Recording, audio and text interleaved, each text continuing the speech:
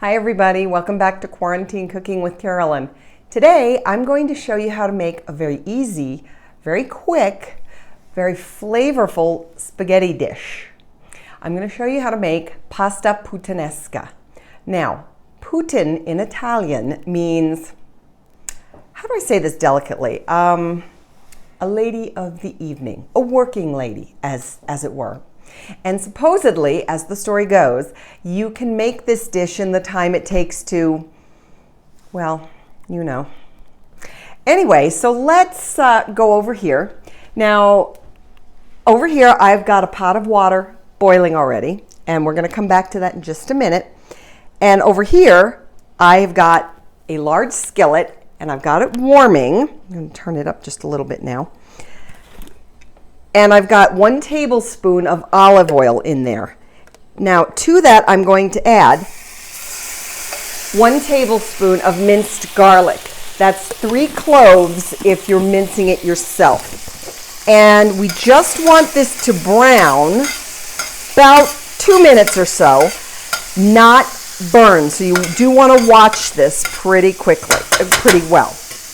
Now we're coming back over here to the water, which is boiling away, and to that we're going to add 3/4 of a pound of spaghetti noodles. Now I like to just break my spaghetti noodles in half just once because I think it makes them easier to eat. Some people don't think that's authentic. There we go.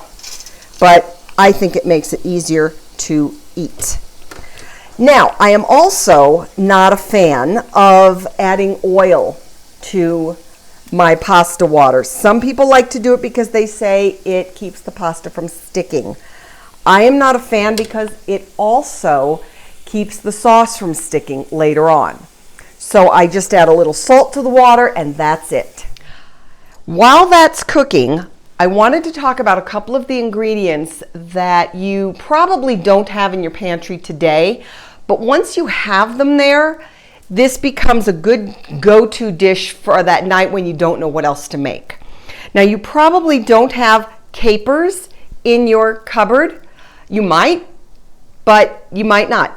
These are in the pickle aisle and they add a really nice salty kind of briny flavor to this dish. It's a really good flavor adder.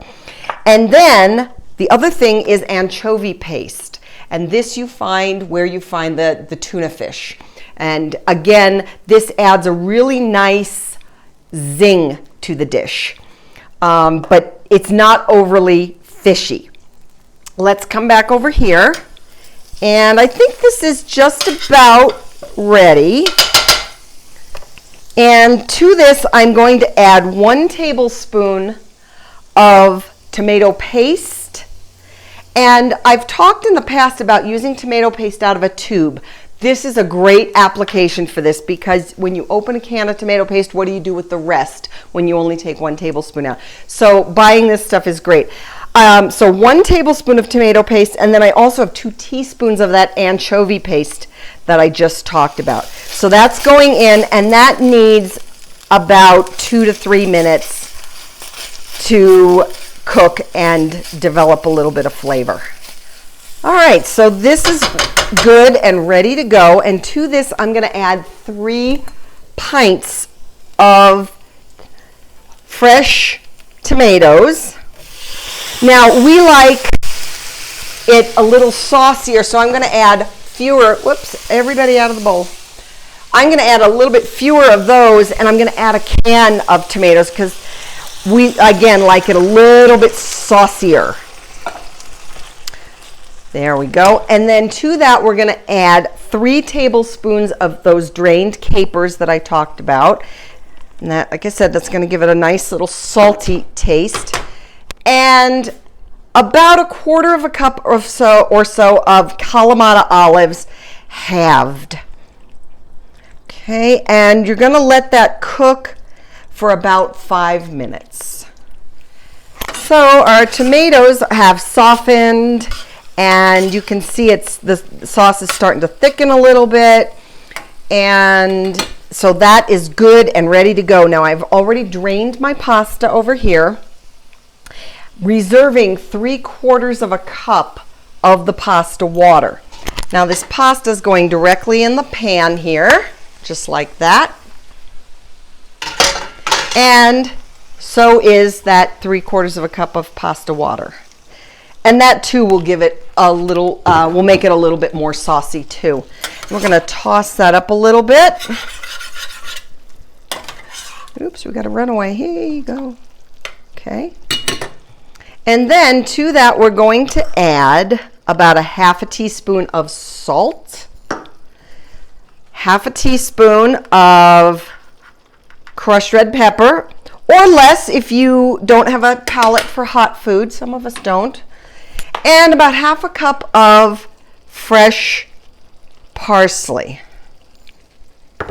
I'm growing that on my deck, so I've got it handy for the summer. That's so nice.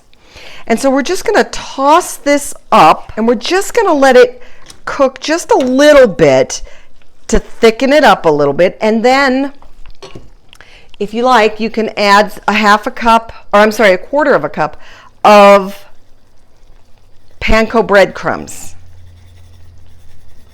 There we go. And voila, you've got dinner in a flash. So guys, this is a good dish to keep in your repertoire. Give this a try, because I know you've got this.